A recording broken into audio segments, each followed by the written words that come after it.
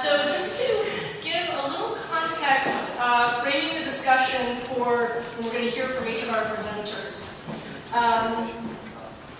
So our presenters today are going to take a shot at framing active transportation projects as regionally significant. But before we get to our speakers, Karianne and I are going to provide some context to help frame the discussion. As we hear time and time again, funding for transportation projects is limited.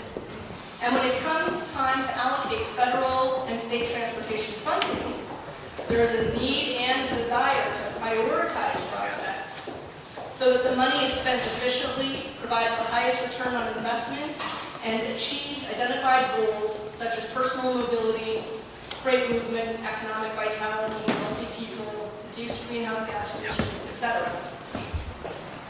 But how do we prioritize?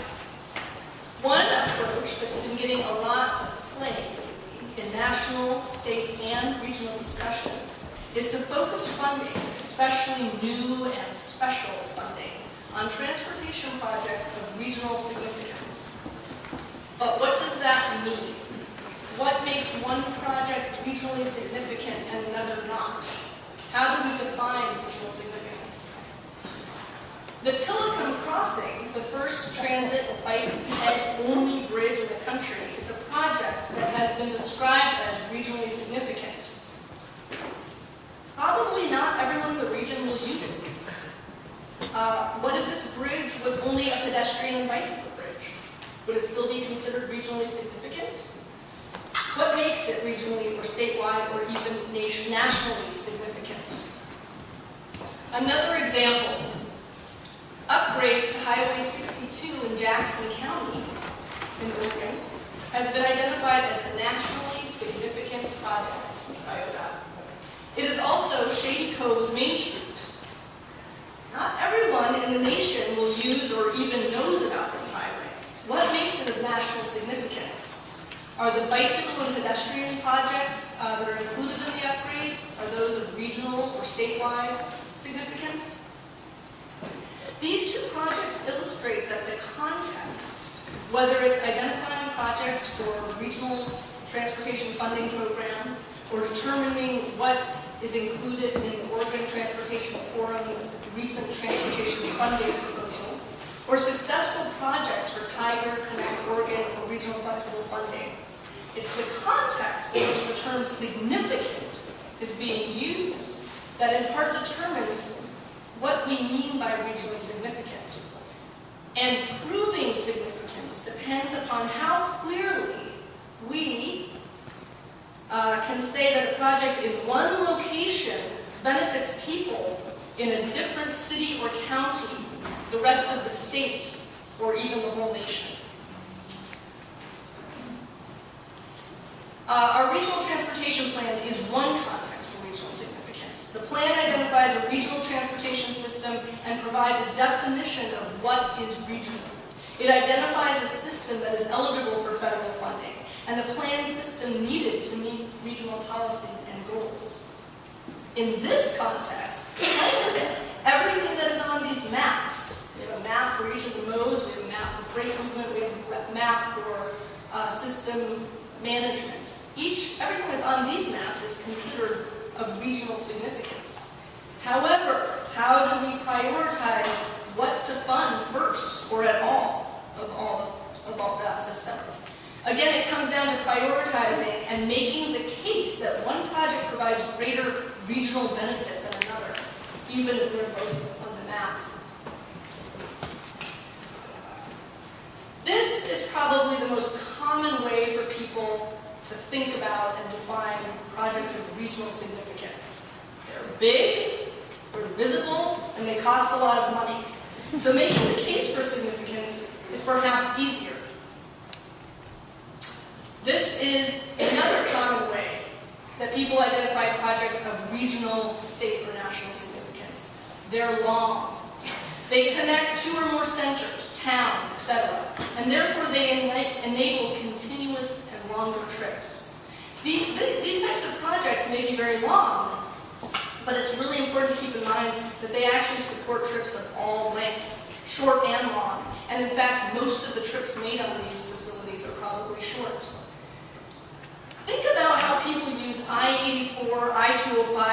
Highway 217. When you drive on those freeways, most of the license plates are from Oregon.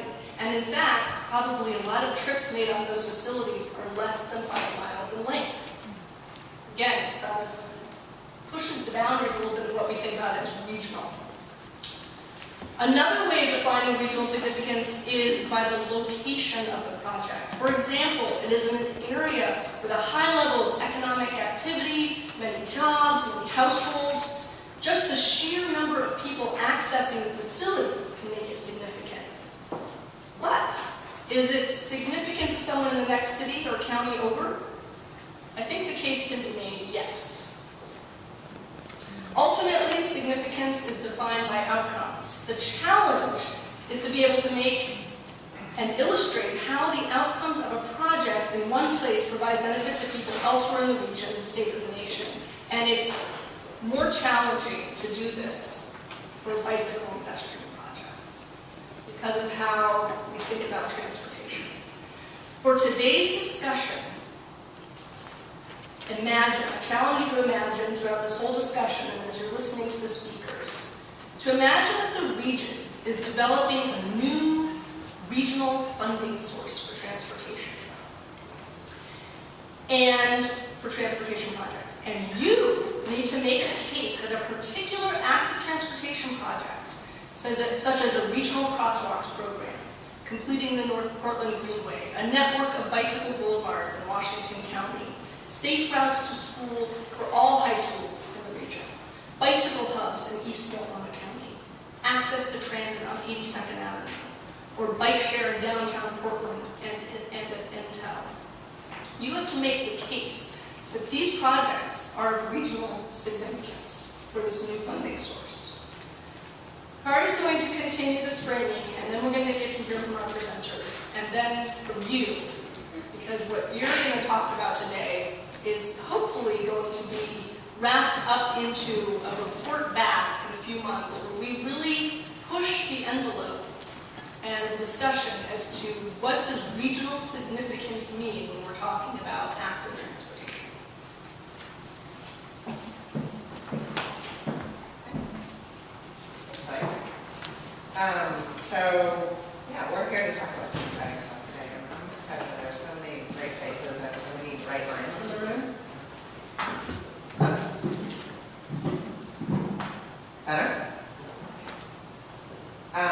But I wanted to start by telling you about a trip that I had to take the other day. I had 2 meetings to go to in one afternoon, one in the West Hills and one in Milwaukee. That's me to get to my office, which is in the central east side of Portland. So I was looking at options for a bus route to get there, because that's how I typically travel when I need to go on those longer distances. It was possible, but I didn't really have enough time in between meetings, and it was starting to get me a little bit stressed out. And ultimately, I decided on taking a car. I've had a million amazing options already. It was really phenomenal. But the reason I want to tell you this story is because both of those trips are trips that, as Lake has just discussed, would be considered of regional significance under what we typically think about. Long distances, requiring a road, being able to take the bus, centers, and so on and so forth. But what was really ultimately the most important component to these trips for me was my ability to walk to the bus stop and to ride my bike to the zip car. Without either of those components, neither of those trips would have worked for me at all. So just another way to think about what we're talking about and things to continue to consider when we're discussing things today. That is not me, by the way. But it once was, and with all good luck, it will also be my children when they are big enough to go to school. Many of us remember walking or bicycling to and from school as children. In fact, a generation ago in 1969, nearly 50% of the U.S. population did so, and nationally today that figure stands at 13%.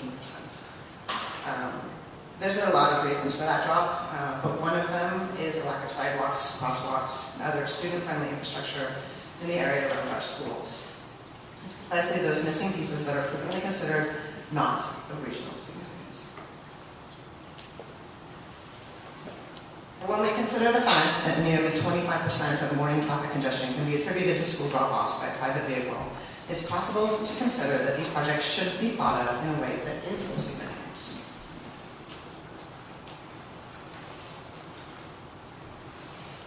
Another thing to think about is that we have a lot of other things to consider these days when we think about our transportation system.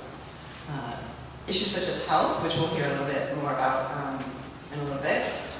Our overweight and obesity rate has jumped from around 4% in 1969, when we had 50% of our kids walking and biking to school, to close to 35% and rising today. Also safety. In the Portland metro region, our pedestrian death rate is 2.3 times greater in higher poverty areas, and that's, if you lay it over a map, you can see it's directly attributed to the fact that those are also the areas where we frequently don't have sidewalks, crosswalks, and very high speeds on the roads and so on. And a lot of other things that we'll hear about today to make the case for our regionally and statewide and national conversation.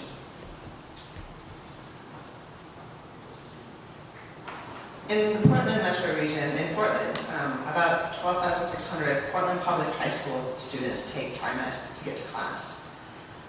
The Youth Pass program provides TriMet passes at no cost to all grade 9 to 12 students. Every PPS high school student receives a free TriMet pass in the fall. Thank you, City of Portland, TriMet, and Portland Public Schools. Really awesome. There was recently a survey a couple years ago commissioned by the school district that showed nearly 80% of students have recently ridden TriMet, high school students. Nearly 2/3 of high school students said that they regularly use TriMet to get to school. This school here, this is Cleveland High School in Portland, in Southeast Portland. It's got a parking lot that holds about 120 vehicles. It's right there. There's more than 1,500 students who attend Cleveland. And let's just think for a minute, if the 2/3 of high school students who regularly use TriMet to get to school, that's what our neighborhoods would look like, a little bit more like a mall than a neighborhood.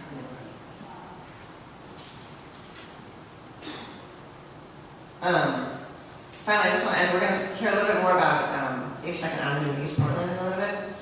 It's got the highest rate of on and off boardings per week at 18,000, which is enormous.